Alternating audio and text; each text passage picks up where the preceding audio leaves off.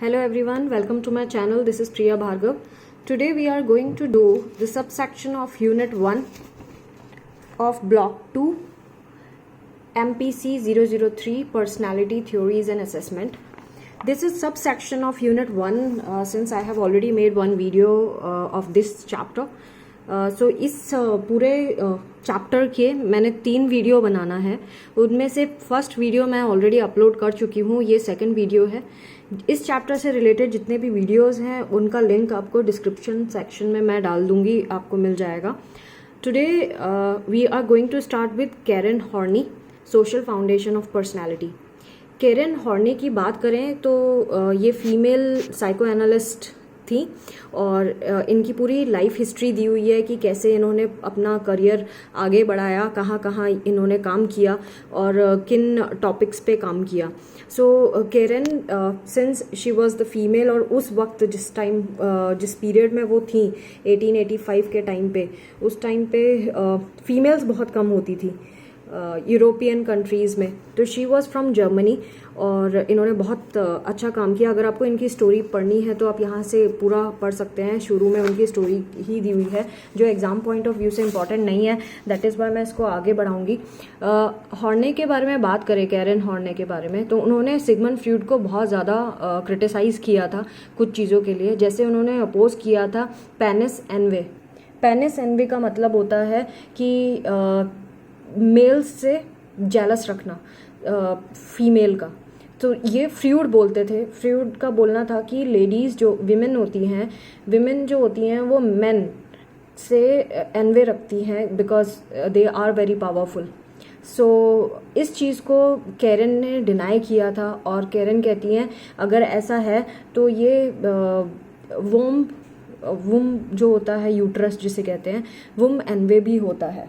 Warm envy भी होता है. तो वॉर्म एनवे का मतलब ये है कि मेल्स भी फीमेल से जेलस फील करते हैं because she can bear a child, जो मेल्स नहीं कर सकते. सो इस बात पे उन्होंने क्रिटिसाइज़ किया था क्योंकि फ्रॉइड हमेशा मेल्स के लिए ही बोलते थे और फीमेल्स के लिए कुछ नहीं उन्होंने बोला. So since she was the female so she was feminist as well. So उन्होंने इस बारे में बोला और उन्होंने ये बोला कि मेल के जेलस होने की वजह से ही वो अपनी इनएबिलिटी, बच्चा ना बियर करने की इनएबिलिटी को कंपेंसेट करते हैं लीडरशिप झाड़कर, अपना स्टेमिना से और अपनी पावर से. सो ये है हॉर्ने ने बोला था. आगे जो हॉर्ने को एक और चीज़ नहीं पसंद आई वो ओडिपस कॉम्प्लेक्स के बारे में उन्होंने बताया. ओडिपस कॉम्प्लेक्स मैंने प्रीवियस वीडियो में बताया था, जहाँ पे जो बच्चा होता है वो अपोजिट सेक्स वाले पेरेंट की तरफ ज़्यादा इंक्लाइंड होता है और सेम सेक्स वाले पेरेंट से कंपटीशन रखता है. सो इसके बारे में फ्रॉइड ने बोला था, जिसके लिए हॉर्ने ने उस टाइम पे भी फीमेल के लिए भी बोला था. Now coming to Horney's theory. Horney's का थ्योरी जो है वो 3 चीज़ों में, 3 हेडिंग्स पे डिवाइडेड है. Basic anxiety, neurotic needs and measures to cope with anxiety. तो ये 3 चीज़ों पे हम आज पढ़ने जा रहे हैं. इसमें रेड आपको क्रॉस का साइन दिख रहा है, स्टार का मार्क दिख रहा है, दैट मीन्स ये प्रीवियस एग्जाम में आ चुका है और फ्यूचर में भी आएगा.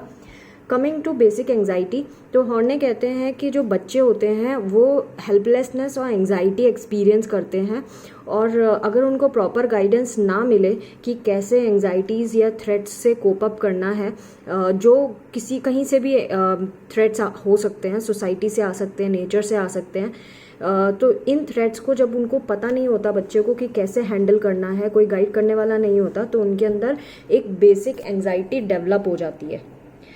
तो ये जो बेसिक एंजाइटी जो है हॉर्ने रेफ़र करती हैं बच्चों की उस फीलिंग को जहाँ वो हेल्पलेस फील करने लगते हैं, आइसोलेटेड फील करने लगते हैं और इस पूरे हॉस्टाइल वर्ल्ड से, हॉस्टाइल वर्ल्ड मतलब जो नॉन रिएक्टिव इनसेंसिटिव वर्ल्ड है, उसके बारे में बात कर रहे हैं. सो बहुत सारे फैक्टर्स हैं एनवायरनमेंट के जो इनसिक्योरिटी पैदा करती है बच्चों में, जैसे कि डायरेक्ट और इनडायरेक्ट डोमिनेशन, कि बच्चों को डोमिनेट किया जा रहा है डायरेक्टली या इनडायरेक्टली, या डिस्पार्जिंग एटीट्यूड हो गया, या फिर इरेटिक बिहेवियर हो गया, ऐसा बिहेवियर जो बहुत ज़्यादा एग्रेशन को लेकर है. लैक ऑफ रेस्पेक्ट हो गया चाइल्ड की इंडिविजुअल नीड्स को लेकर, बच्चे को किसी चीज़ की ज़रूरत है उसकी फुलफ़िल नहीं की गई, बहुत ज़्यादा नेसेसिटी है तो फुलफ़िल नहीं की गई. रियल गाइडेंस की कमी होने की वजह से बेसिक एंजाइटी होती है बच्चे को। फिर उसको या तो बहुत ज़्यादा एडमायर किया जाए या फिर बिल्कुल ही एडमायर ना किया जाए, उससे भी एंजाइटी होती है। रिलायबल वार्मथ ना मिले, उससे भी एंजाइटी होती है। सो पेरेंटल डिसएग्रीमेंट जो होते हैं वो भी एक कारण हो सकता है एंजाइटी का। और या फिर बहुत ज़्यादा बच्चे पर रिस्पॉन्सिबिलिटी डाल दी जाए या बहुत कम रिस्पॉन्सिबिलिटी डाली जाए, तो ये दोनों चीज़ों में बेसिक एंजाइटी बच्चे में देखी जाएगी। या फिर ओवर प्रोटेक्शन होगा तो उसमें एंजाइटी देखी जाएगी।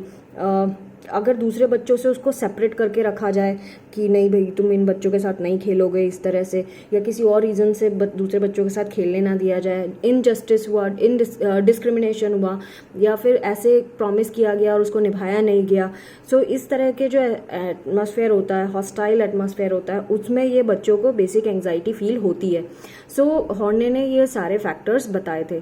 सो हॉर्ने ने ये जो एडवर्स फैक्टर्स हैं इनके लिए एक टर्म यूज़ किया था, बेसिक इविल। सो वो कहती हैं कि जो बच्चा है जब बेसिक इविल को एक्सपीरियंस करता है तो उसके अंदर दो चीज़ें आ जाती हैं, या तो बेसिक रिसेंटमेंट प्रवोक होता है या फिर बेसिक हॉस्टिलिटी जिसे कहते हैं वो डेवलप हो जाती है। और उसकी वजह से बच्चे के अंदर कॉन्फ्लिक्ट पैदा होने लगते हैं कि क्योंकि वो अपने ये जो, और वो कॉन्फ्लिक्ट जब क्यों पैदा होते हैं, क्योंकि उसको समझ नहीं आता कि वो करे क्या। वो पनिशमेंट लेना नहीं चाहता, या फिर वो पेरेंट्स से अगेंस्ट नहीं जा सकता। ये कुछ ऐसी चीज़ें हैं जिसकी वजह से उसको लगता है कि अगर वो ऐसा करेगा, जो इनडिफरेंसेस आ रहे हैं या फिर जो एंजाइटी के कारण है वो फैक्टर्स के अगेंस्ट बोलेगा, तो उसको पेरेंट्स का लव नहीं मिलेगा और हो सकता है उसको पनिशमेंट भी मिले। तो बच्चा क्या करता है, उसके अंदर कॉन्फ्लिक्ट शुरू हो जाते हैं और वो इन कॉन्फ्लिक्ट्स की सिचुएशन में बहुत ज़्यादा रिसेंटमेंट और लव के बीच में फंस जाता है। सो जो फ्यूड थे उन्होंने भी ये कॉन्फ्लिक्ट की बात की थी, लेकिन उन्होंने जो कॉन्फ्लिक्ट की बात की थी वो इंस्टिंक्चुअल इम्पल्स और इंटरनलाइज्ड प्रोहिबिशन की वजह से की थी। जो ईगो और आईडी की बात है वो उसके बारे में बात की थी। हॉर्ने ने कुछ और सिचुएशंस बताई।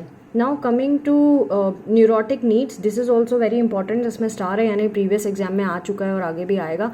हॉर्नी बताती हैं कि 10 पर्टिकुलर पैटर्न्स होते हैं न्यूरोटिक नीड्स के, जो हम आगे यहाँ पे पढ़ने वाले हैं, ये बहुत इंपॉर्टेंट है।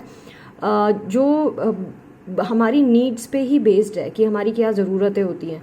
जब ये ज़रूरतें पूरी नहीं होती, डिस्टॉर्टेड हो जाती हैं किसी कारण से, तो पर्सन अपनी लाइफ में डिफ़िकल्टीज़ महसूस करने लगता है।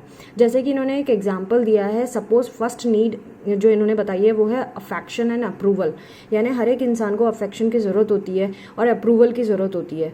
तो जब ये नीड अनरियलिस्टिक होती है, अनरीजनेबल होती है, इनडिस्क्रिमिनेट होती है, तो क्या होता है, हम लोग न्यूरोटिक हो जाते हैं, क्योंकि सबको ठीक है हर वक्त सबको अफेक्शन हर किसी इंसान से नहीं मिल सकता, बट जो जिसको न्यूरोसिस होता है, न्यूरोटिक पर्सन जो होता है, वो हर एक इंसान से यही एक्सपेक्ट करता है कि वो उसको अफेक्शन मिले उससे, और वो करने के लिए, अफेक्शन के लिए वो लोगों को प्लीज़ करता है, हर वक्त प्लीज़ करता रहता है।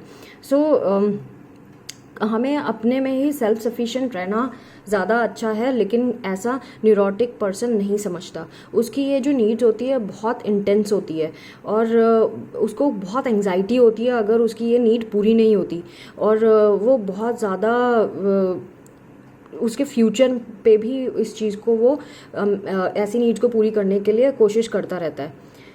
और ये अनरियलिस्टिक नेचर होने की वजह से इस नीड का वो कभी कभी उसको पैनिक अटैक्स भी आने शुरू हो जाते हैं और बहुत ज़्यादा प्रॉब्लम्स आती हैं लाइफ में।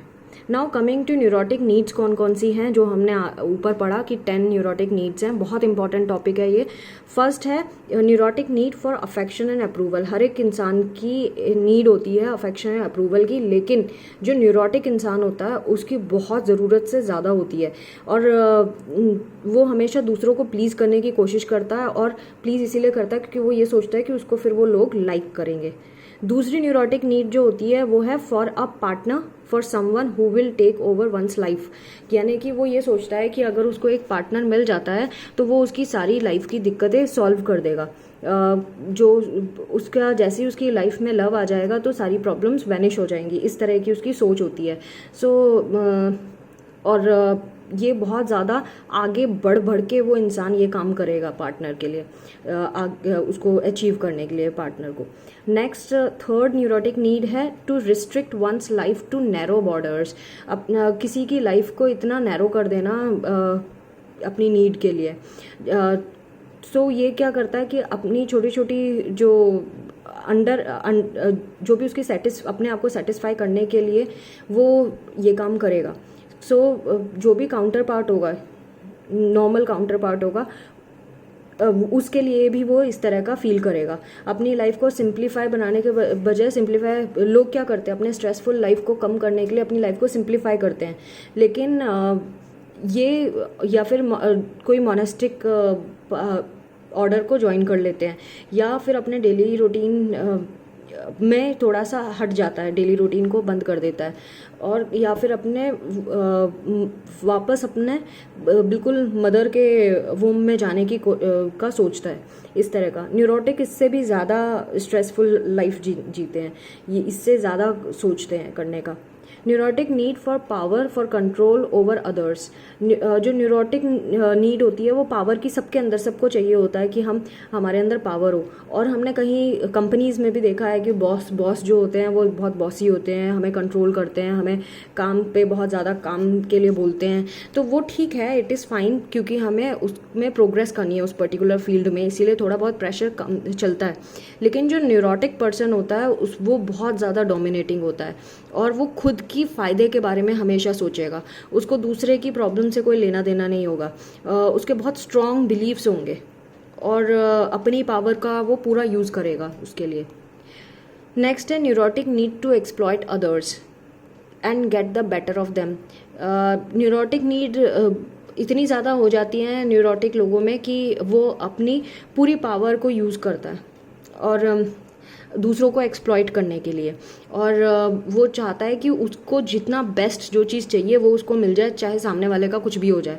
तो ये एक ऑर्डिनरी पर्सन जब करता है वो तो इसीलिए क्योंकि वो सोचता है कि उसका सबका भला हो और उसकी कंपनी का भी आगे जाके भला हो, या उसका जो भी जिस भी प्रोजेक्ट में वो काम कर रहा है। बट न्यूरोटिक के केस में वो अपना बहुत मैनिपुलेटिव होगा, और वो ये सोचेगा कि दूसरी जो लोग हैं वो सिर्फ यूज़ करने के लिए ही होते हैं, और उसको कोई डर भी नहीं होगा कि भाई क्या होगा अगर ऐसा होता है। उसको डर भी नहीं होगा कि वो दूसरे को मिसयूज़ कर रहा है और या फिर वो स्टूपिड दिख रहा है। सो इस तरह की सोच रखेगा ये। अच्छा, और इसमें एक और चीज़ देखने के लिए मिलेगी एक्सप्लॉइट वाले में, 5th पॉइंट पे, कि ये लोग दूसरों पे तो जोक बना देंगे किसी की भी कोई गलती के ऊपर, लेकिन जब इनके खुद के ऊपर कोई जोक बनता है तो इनको बहुत बुरा लग जाता है उसी चीज़ को लेकर। नेक्स्ट 6th है neurotic need for social recognition Prestige. जो इस तरह के न्यूरोटिक लोग होते हैं तो ये ऐसे होते हैं कि इनको अप्रिसिएशन की बहुत ज़्यादा ज़रूरत होती है। ये हर एक चीज़ में अपना नाम घुसाना ही चाहते हैं कि इन्हीं की वजह से सब कुछ हुआ है, और बहुत ज़्यादा कंसर्न्ड होते हैं अपने अपीयरेंस को लेकर, अपनी पॉपुलैरिटी को लेकर, और इनको बड़ा डर लगता है अगर कोई इनको इग्नोर कर दे या बिल्कुल ही अनकूल बोल दे। नेक्स्ट 7th न्यूरोटिक नीड है फॉर पर्सनल एडमायरेशन। ये हमेशा अपने आप को एडमायर करते हैं, बहुत ज़्यादा एडमायर करते हैं। सबको एडमायरेशन की ज़रूरत होती है, बट न्यूरोटिक्स में कुछ ज़्यादा ही होता है। ये अपने आप को, इनको ज़रूरत होती है कि लोग इनको बहुत इंपॉर्टेंट फील करवाएं, इनको वैल्यू दें, और कोई भी काम अगर हो जाए, अगर इनका ज़रा सा भी हाथ है तो ये सारा का सारा श्रेय खुद लेना चाहते हैं, और अगर कोई नहीं देता है तो ये फिर तरह तरह के वर्ड्स यूज़ करके बोलते हैं, nobody recognises genius, I am the real power, like that, इस तरह के वर्ड्स यूज़ करते हैं। नेक्स्ट न्यूरोटिक नीड है वो है पर्सनल अचीवमेंट की। सो इंट्रिंसिकली ये सबके अंदर होती है, सब अचीव करना चाहते हैं, और ये जो न्यूरोटिक्स होते हैं ये हमेशा नंबर 1 रहना चाहते हैं हर चीज़ में। ज़रूरी नहीं है हमेशा हर कोई इंसान, हमेशा एक इंसान फर्स्ट आए या सबसे आगे रहे या विनर रहे, लेकिन इनकी बहुत ज़्यादा ही नीड होती है आगे रहने की, और बहुत बहुत कोशिश करते हैं ये, अपना ज़रूरत से ज़्यादा एफर्ट्स देते हैं उस चीज़ के लिए, सो दैट ये आगे बढ़ सके। नेक्स्ट है neurotic need for self sufficiency and independence. ये जो होते हैं ये ऑटोनॉमी में बिलीव करते हैं इस तरह के लोग, और ये कोई भी ये फील करते हैं कि उनको किसी की ज़रूरत पड़ेगी ही नहीं लाइफ में कभी, और ये किसी की हेल्प लेने को रिफ्यूज़ कर देते हैं, ये किसी भी रिलेशनशिप को कमिट करने के लिए रिलक्टेंट होते हैं। लास्ट न्यूरोटिक नीड है परफेक्शन एंड अनअवेलेबिलिटी का। ये हमेशा बेटर से बेटर अपनी लाइफ में करना चाहते हैं। बहुत हार्डली न्यूरोटिक जो होते हैं बहुत ज़्यादा स्पेशल इंटरेस्ट लेते हैं कोई भी चीज़ करने में, और बिल्कुल परफेक्ट करना चाहते हैं, एक भी फ्लॉ इनसे बर्दाश्त नहीं होता, और कोई भी मिस्टेक करते हुए पकड़े नहीं जाएंगे, कभी भी कोई गलती करते ही नहीं है ये। और ये हमेशा सारे टाइम कंट्रोल में ही रहना चाहते हैं, कभी रिलैक्स्ड रहते ही नहीं है। सो ये 10 न्यूरोटिक नीड्स थी जो बहुत इंपॉर्टेंट थी। एक बार आप भी रीड कर लीजिएगा। आई होप कि मेरा थोड़ा सा डिस्क्रिप्शन आपको हेल्प करता होगा। Please do comment below my videos if they are useful. Your comments do motivate me a lot, so kindly comment. Next है न्यूरोटिक नीड्स का कोपिंग स्ट्रेटजीज क्या क्या हैं। कैरन ने 3 कोपिंग स्ट्रेटजीज दी हैं। ये भी बहुत इंपॉर्टेंट है, ये भी एग्जाम में आ चुका है, तो इसको अच्छे से करिएगा। तो फर्स्ट स्ट्रेटजी है कंप्लायंस को बोलते हैं मूविंग फॉरवर्ड स्ट्रेटजी और सेल्फ इफेसिंग सॉल्यूशन। इसमें वो बच्चे जब वो पेरेंटल इनडिफरेंस को देखते हैं, फेस करते हैं, यानी पेरेंट्स के बीच में लड़ाई देख रहे हैं या उनके साथ पेरेंट्स का बिहेवियर ठीक नहीं है, तो वो इस स्ट्रेटजी को यूज़ करते हैं।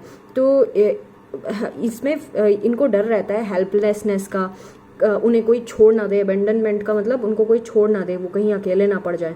ये बेसिक एंग्जाइटी होती है इस कैटेगरी के बच्चों में। और इनकी स्ट्रेटजी ये होती है कि ये 3 नीड्स जो हमने 10 पढ़े हैं, ये ऊपर की न्यूरोटिक नीड्स, इसमें फर्स्ट 3 जो हैं, फर्स्ट 3 कौन कौन सी थी? फर्स्ट 3 थी affection, need for affection and approval. ये वाली कैटेगरी के लोग कंप्लायंस के अंदर आते हैं। फिर सेकंड अपनी थी, यहाँ हम पीछे से भी देख सकते हैं, यहाँ पे भी है, यहाँ neurotic need for a partner for someone else to take one's own life, ये वाली सेकंड थी। और थर्ड भी थी जिसमें हमने ये पढ़ा था neurotic need to restrict one's life into narrow boundaries. ये 3 न्यूरोटिक नीड्स इस कैटेगरी में आती हैं मूविंग फॉरवर्ड स्ट्रेटजी। तो ये लोग वो लोग हैं जो दूसरों को प्लीज़ करके उन्हीं के अकॉर्डिंगली चलना चाहते हैं, यानी आवाज़ नहीं उठा सकते। ये जो भी हो रहा है इंडिफरेंस, उसमें ओके करके आगे बढ़ने वाले लोगों में से होते हैं, तो इसीलिए इसकी मूविंग फॉरवर्ड स्ट्रेटजी कही जाती है। सेकेंड हॉर्नी ने कोपिंग स्ट्रेटजी दी थी, वो है एग्रेशन। एग्रेशन को बोलते हैं moving against the expansive solution. तो ऐसे जो बच्चे होते हैं ये पेरेंट्स के इनडिफरेंस को रिएक्ट करते हैं एंगर से या बेसिक हॉस्टिलिटी से, बहुत इनसेंसिटिव हो जाएंगे या फिर बिल्कुल ही गुस्सा करेंगे बुरी तरह से। ऐसे बच्चे इस कैटेगरी में आते हैं। तो इसमें 4 to 8 जो न्यूरोटिक नीड्स हैं ऊपर की, वो इसमें लाई करती हैं। तो इन्होंने बताया है जैसे नीड फॉर पावर इसमें आ जाएगी, जहाँ पे हम कंट्रोल करते हैं दूसरों को, और ओमनीपोटेंस मतलब हर जगह हैंडल कर सकते हैं सब कुछ, वो आती है। फिफ्थ न्यूरोटिक नीड भी आएगी इसी में, need to exploit others to get the better off them. फिर नेक्स्ट 6th वाली सोशल रिकॉग्निशन एंड प्रेस्टीज भी इसी में ही आएगी। और फिर 7th के बाद 8th है neurotic need is for personal achievement. ये इसी के अंदर आएंगी, जो जिस तरह के लोग इस कैटेगरी में आएंगे जो मूविंग अगेंस्ट होते हैं। नेक्स्ट है फाइनल कोपिंग स्ट्रेटजी है विड्रॉल आफ्टर लेबल, और इसको किस तरह से बोलते हैं? मूविंग अवे फ्रॉम और रिजाइनिंग सोल्यूशन। तो ये जो होते हैं ये ना तो एग्रेशन में बिलीव करते हैं इस कैटेगरी के लोग, ना ही कंप्लायंस में, ये दोनों ही नहीं होते इसमें पेरेंटल डिफरेंस में। और ये जो होते हैं बच्चे होते हैं ये अटेम्प्ट करते हैं प्रॉब्लम को सॉल्व करने के लिए, कोई भी प्रॉब्लम उसे सॉल्व करने के लिए, तो ये सेल्फ सफिशिएंट बन जाते हैं। तो इसमें न्यूरोटिक नीड्स जो आती हैं वो आती हैं sufficiency and independence and perfection and unavailability. ये यहाँ पे स्पेलिंग रॉन्ग है, सो ये अनअवेलेबिलिटी आएगा। सो ये वो वाले लोग होते हैं। सो इन्होंने ये 3 कोपिंग स्ट्रैटेजी बताई है जो बहुत इंपॉर्टेंट है, ये भी एग्जाम में आ सकती है, इसको अच्छे से करेंगे। Now coming to theory of self, जो कैरन हॉर्नी थी उन्होंने शेयर किया था अब्राहम मैस्लो का व्यू। जो अब्राहम मैस्लो ने व्यू दिया था सेल्फ एक्चुअलाइजेशन, जहाँ पे जो भी लोग इसके अकॉर्डिंगली क्या कहते हैं, इसके अकॉर्डिंगली ये कहते हैं कि जो पीपल है वो हमेशा स्ट्राइव करते हैं सेल्फ एक्चुअलाइजेशन की तरफ। सेल्फ से उनका मतलब था, कैरन का मतलब था कि core of one's own being and potential. आप कोर में क्या है, कौन क्या इंसान है आप अंदर से, और आपकी क्या पोटेंशियल्स हैं वो इसके अंदर लाई करती है। सो एक्यूरेट कंसेप्शन जो है खुद का कि हम क्या हैं वो इसके अंदर आता है। और हम फ्री होते हैं इसमें खुद की पोटेंशियल को रियलाइज़ करने में कि हमारे अंदर क्या पोटेंशियल्स हैं, हम क्या अचीव कर सकते हैं, हमारी बाउंड्रीज़ क्या क्या हैं। तो उनका कहना था कि जो सेल्फ एक्चुअलाइजेशन है वो हेल्दी पर्सन का एम होता है लाइफ का, कि हर एक हेल्दी पर्सन सेल्फ एक्चुअलाइजेशन की तरफ जाना चाहता है, खुद को जानना चाहता है। और न्यूरोटिक्स जो होते हैं वो अपनी नीड्स से चिपके होते हैं, उनको सिर्फ अपनी नीड से मतलब होता है, उनको सेल्फ एक्चुअलाइजेशन से कोई लेना देना नहीं होता। हॉर्ने ने बताए थे 2 व्यूज़ सेल्फ के, एक रियल सेल्फ और एक आइडियल सेल्फ। रियल सेल्फ होते हैं का मतलब होता है कि हम क्या हैं और हम क्या कैसे हैं, who we are and what we are, वो रियल सेल्फ होता है। और आइडियल सेल्फ होता है what we want we should be, हम क्या चाहते हैं कि हमें कैसा होना चाहिए, वो होता है आइडियल सेल्फ। तो जो रियल सेल्फ होता है उसमें पोटेंशियल होती है ग्रोथ के लिए, हैप्पीनेस के लिए, विल पावर के लिए, और अपने गिफ्ट्स को रियलाइज करने के लिए। मतलब क्योंकि हमें आइडियल सेल्फ बनना है तो हम अपने सारी पोटेंशियल्स को यूज़ करेंगे आइडियल बनने के लिए। और जो डेफिशिएंसीज हैं वो भी एग्जिस्ट तो करेंगी क्योंकि हम आइडियल सेल्फ जैसे नहीं है। सो और हम आइडियल सेल्फ को एज अ मॉडल मान के चलते हैं, सो दैट हम रियल सेल्फ को डेवलप करके आइडियल सेल्फ तक पहुंच सके और सेल्फ एक्चुअलाइज कर सके अपनी पोटेंशियल्स और अचीवमेंट से। न्यूरोटिक पर्सन की बात करें तो वो उसका जो सेल्फ होता है वो स्प्लिट हो जाता है आइडियलाइज्ड सेल्फ में और रियल सेल्फ में।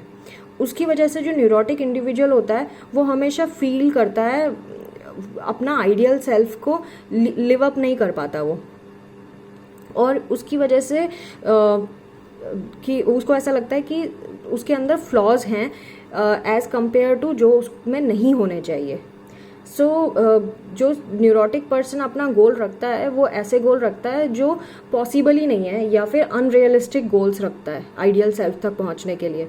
सो रियल सेल्फ जो होता है उसका वो डीजनरेट हो जाता है, अपने आप को वो हारा हुआ महसूस करने लगता है, और ट्रू सेल्फ को कभी वो एज्यूम नहीं कर पाता न्यूरोटिक पर्सन। सो न्यूरोटिक जो होते हैं वो पेंडुलम की तरह होते हैं जो ऑसिलेट करता रहता है एक फॉलेशियस परफेक्शन। फॉलेशियस परफेक्शन का मतलब होता है ऐसी चीज़ जिसे वो अचीव नहीं कर सकता, उतना परफेक्शन की तरफ सोचता है वो कि उस पॉसिबल ही नहीं है। एवरीबडी वुड अंडरस्टैंड कि भाई ये तो अनरियलिस्टिक गोल बनाया हुआ है। तो अनरियलिस्टिक गोल और जो उसकी सेल्फ हेट वाली मैनिफेस्टेशन है वो, इन दोनों के बीच में वो बस पेंडुलम की तरह घूमता रहता है। कभी वो अनरियलिस्टिक परफेक्शन की तरफ काम करने लगेगा या फिर बिल्कुल ही खुद से नफरत करने लगेगा। तो हॉर्नी ने इस तरह को, इस फिनोमेना को बोला है टायरनी ऑफ द शुड, और neurotics hopeless search for glory, ये वर्ड उन्होंने यूज़ किए थे इसके लिए। सो इन्होंने जो 3 तरह के लोग यहाँ पे बताए हैं, ये जो कोपिंग स्किल, उसके ही बारे में इन्होंने बताया। जो कंप्लायंट पर्सन होता है वो क्या बिलीव करता है, I should be sweet, self sacrificing, saintly, क्योंकि वो लोगों को प्लीज़ करना चाहता है, क्योंकि वो उनके साथ रहना चाहता है, चाहे कुछ भी है, चाहे कितना भी सफरिंग हो रही हो, लेकिन उन्हीं के साथ रहना चाहता है, इसलिए कंप्लायंस पर्सन इस तरह की हरकतें करेगा। एग्रेसिव पर्सन की बात करें तो वो बहुत पावरफुल होता है, अपने आप को वो समझता है कि उसको पावरफुल होना चाहिए, रिकॉग्नाइज्ड होना चाहिए, विनर होना चाहिए। विड्रॉइंग पर्सन जो होता है वो इंडिपेंडेंट होना चाहिए, उसको ऐसा लगता है कि उसको इंडिपेंडेंट होना चाहिए, अलूफ मतलब अलग थलग रहना चाहिए लोगों से, एंड परफेक्ट रहना चाहिए। सो ये 3 तरह की इन्होंने बताई है।